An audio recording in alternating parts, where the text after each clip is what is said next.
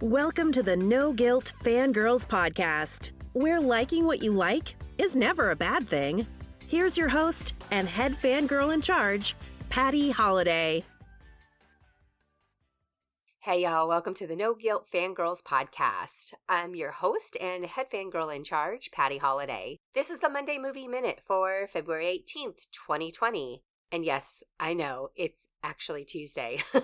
But one of the movies I wanted to talk about was under embargo until like 3 p.m. Eastern time or something yesterday. And then Monday just completely got away from me. I did want to talk about it this week. And anyway, here we are. It's Monday Movie Minute on a Tuesday. All right, so we are going to run down the reviews that I put together for the Harley Quinn movie, the Birds of Prey movie, as well as the new movie that's coming out this weekend, Call of the Wild. And that's the one that was under embargo until yesterday. Birds is out in theaters now. Call of the Wild opens on Friday or Thursday night in some places. And I got some thoughts on both of those movies. And as always, I will cover how family friendly they are or if they're safe for kids. If either one of these are on your kids list, and I am aware Harley Quinn is a rated R movie. However, there are a lot of teens that are asking to see this one, and you might want to know what level of rated R are we talking, right? And so that's what we're going to run that one down. And then Call of the Wild, it's rated PG. It looks super family friendly, doesn't it? We'll talk about that. But first, we are going to just really quickly go through the box office from last weekend. This is February. There's not a lot of excitement happening in the box office, with one exception.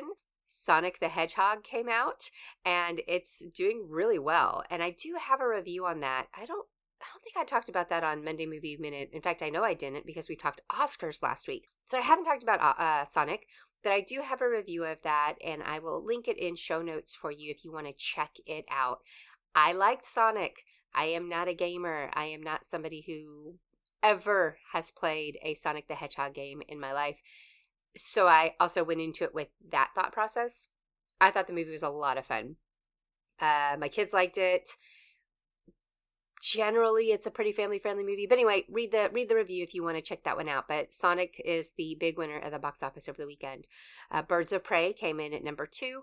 Fantasy Island, which people are saying is like the stupidest, lamest movie ever. And yes, I want to go see it. I totally want to go see this. That one came in at number 3. The Photograph, number 4. Bad Boys for Life, number 5. I went and saw Bad Boys, guys. I don't think I've talked about this either. Like, all of February has just gotten away from me. But I went and saw Bad Boys for Life, and I left. I didn't even stay to watch the whole complete movie. And I hardly ever leave movies. Usually I stick it out. But I left most of the way through this one. Basically, I just didn't get the love that everybody was feeling for the movie. I don't think it was a bad movie. It wasn't terrible. It just did not have any of the charm or could not hold my interest at the time to finish watching the whole movie. So I left. Yeah, that's my Bad Boys for Life mini review. I didn't even write it up. Didn't even get there with that one. I didn't stay for the whole movie. 1917 is next. Parasite is coming in after that at 7. And of course, those two are still riding the Oscar win wave. And I'm sure people are like, oh, well, maybe I should go see Parasite now that it's won Oscars. So, big surprise. Jumanji, The Next Level. This just, I think, tells you where we are in February, that a movie that was meh, I thought in December, is still sticking to the charts. It's still showing up in a top 10. Even more surprising is Dolittle. Dolittle is showing up in the top 10. So again, there's just not a lot in movie theaters right now, I guess, to watch. And then the last one to round out the top 10 is Downhill, which I also heard was okay, but not great. So we'll see. I might get to that one this week. I will definitely keep you posted on if I do. On to the movie reviews. And so first we're going to start with Birds of Prey. This is Birds of Prey and the Fantabulous Emancipation of One Harley Quinn. I think they changed the name of the title just to make it easier for people to find, to basically Harley Quinn, Birds of Prey. Okay, same movie, just different name, because that first title was ridiculous and long. If you have listened to any of this podcast at all, you probably have picked up I'm a Marvel comic type person. I actually don't read comics, but I love the Marvel superhero movies. I am really big on those and absolutely adore everything about the Marvel movies. When it comes to DC, I am not well versed. I don't know a lot of the characters. I absolutely do not read any of those comics. What I have seen in most of the movies, I didn't really care for. I am that person who says Marvel's better, DC stinks, right? All right. That being said, DC, I think they have a winner with this one. I went and saw Birds of Prey without knowing a whole lot of the backstory. I did not see Suicide Squad on top of that. And what I liked about this movie is the first 10 minutes or so, they really laid it out for me as to who Harley Quinn is. And not only that, I was kind of rooting for her. I mean, she's nuts and she's crazy, and I know she's the anti-hero situation, but I liked her and I wanted to know more. And DC hasn't been able to do that with a lot of movies for me. Aquaman kind of got me like that, but not really. But I will say this one, I'm interested. I get the Harley Quinn excitement just from those first couple of minutes. And then throughout the whole movie, I became a fan. I like Harley Quinn, all right? Are there things about this movie that the comic folk probably don't like? I can't speak to that. I don't know because I am just not versed in her story. But what I can tell you is that this was a lot of fun. It was an excellent ride of start to finish. Let me tell you what it's about. This is just a quick synopsis. You ever heard the one about the cop, the songbird, the psycho, and the mafia princess? Birds of Prey and the Fantabulous Emancipation of One Harley Quinn is a twisted tale told by Harley herself, as only Harley can tell it. When Gotham's most nefariously narcissistic villain, Roman Sionis, and his zealous right-hand man, Zazas, I don't know if I'm saying that right. I know I'm not saying that right, put a target on a young girl named Cass, the city is turned upside down looking for her. Harley, Huntress, Black Canary, and Renee Montoya's paths collide, and the unlikely foursome have no choice but to team up to take Roman down. All right, so very female-centric. We've got this group of ragtag women that are kind of pulled together and join forces, and they get into some ish, all right, with Harley there at the forefront. Margot Robbie is amazing in everything she does. I've really enjoyed her over this past year. I've watched a couple of movies with her in it where she stood out for me. I mean, even in Once Upon a Time in Hollywood, when people were complaining that she just wasn't given enough, but what she was given, she was so good in that movie, guys. She was so good in that movie. Anyway, Margot Robbie, love her, and I thought she turned in a pretty nuanced performance that you are weirdly sympathetic and rooting for Harley Quinn by the time that this is all said and done. I mean, the character is campy and ridiculous, which is awesome. And it could have easily gone in the too much category, but I think the performance was just right. So I liked it. I liked it a lot. I will also say that when you are talking to your kids and they're saying that they want to go see this movie, it is rated R. And that obviously means that it's probably not safe for kids or all teens even. There are definitely some concerns about any kid-friendly nature in this movie. So when it comes to things like language, violent context, sexual situations, that's kind of what I gauge all of these movies on as far as family friendliness is. And when it comes to language, Birds of Prey is definitely on the Deadpool level, not even the Aquaman level, but we're going Deadpool with this one. So there's definitely a lot of language going on here. Now, if your family is not fazed by F-bombs or calling people dummies and pretty much every other swear word that you can imagine, then this movie won't be shocking to your teens. As far as violence are concerned, there's absolutely guns, knives. There's actually a face that gets removed at one point in this movie. And there's a high body count. So from a violence perspective, this one definitely has a lot of off the charts things like that. However, I would say that there wasn't a lot of gore.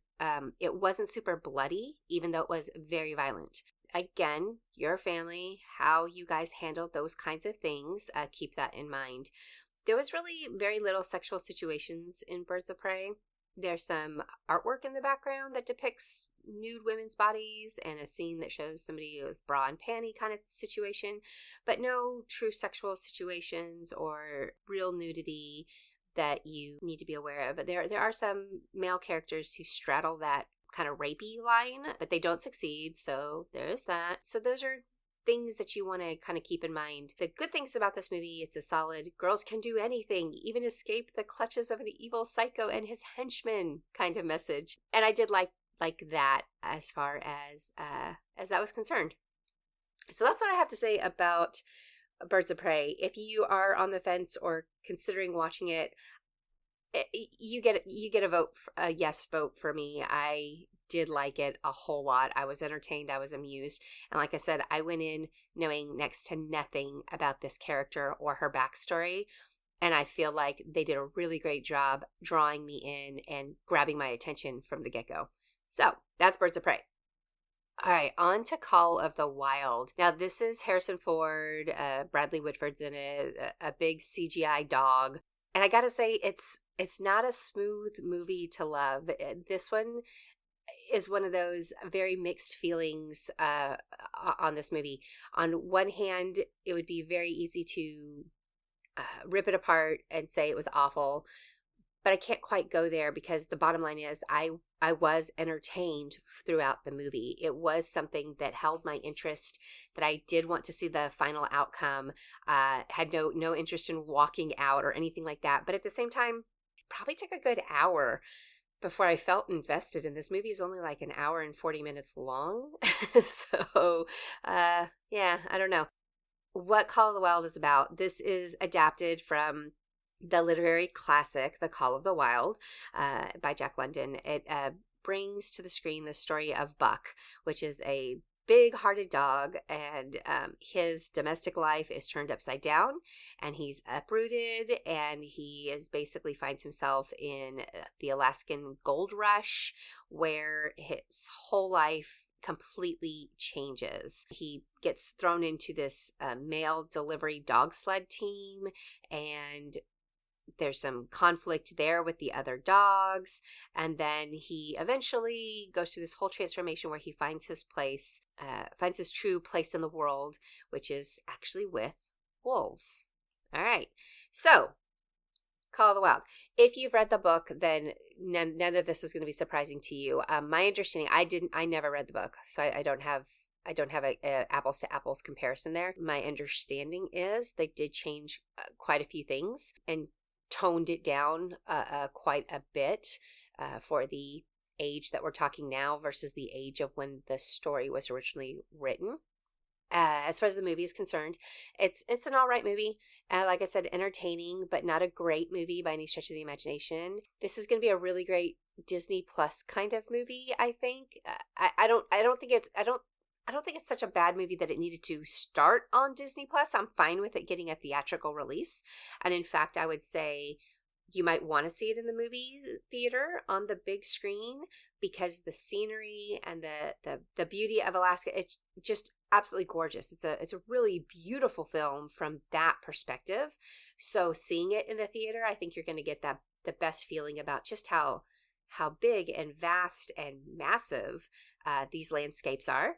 So there's that. However, on a is it worth spending your money kind of, point of view, I don't know that if it's worth making a whole trip to take the whole family to see this movie, with one caveat. Again, it's February. There's not a lot out there. So if your family is itching to go see a movie, this is a good choice. This is a good choice for that. But I have some notes as to maybe not. So I'll get there in just 1 second.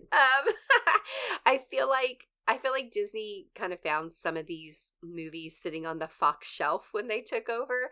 And they were like, oh, hey, we should probably push that out. It's got Harrison Ford in it. It's got dogs in it. It'll do well. And here we are. My biggest issue with this movie is going to be the CGI dog. It's not done well. They've done it better. And I don't know if that was just a push to get this out quickly. And therefore, we got this weird CGI-ness going on. But they also specifically made this dog a very humanized character. So there's probably no winning when it came to CGIing Buck. But he's a fun character, and everybody will love Buck. Everybody. The movie isn't a hot mess by any stretch of the imagination, so it's not a disaster, but it's not what I would call like a great movie either. It's okay. It's just okay, all right? It does have its faults, but it's still entertaining. The real question is, it's being hyped and people are talking about this as a family movie and to take your family and to take your kids. Let me tell you this. I did take my daughters to the screening of this movie. One of them is 8 and the other one is 14.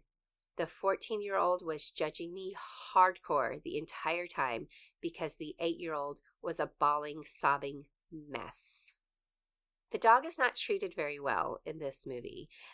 There's not a lot of hugely overt mistreatment, but it's very obvious to any discerning child what's going on, and that's my big hang up with this movie.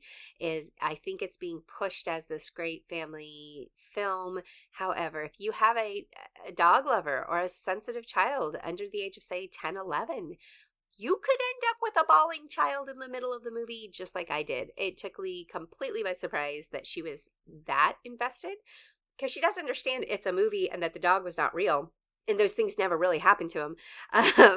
However, it really affected her. And her review, as soon as the movie was over, I said, what did you think about the movie, Lucy?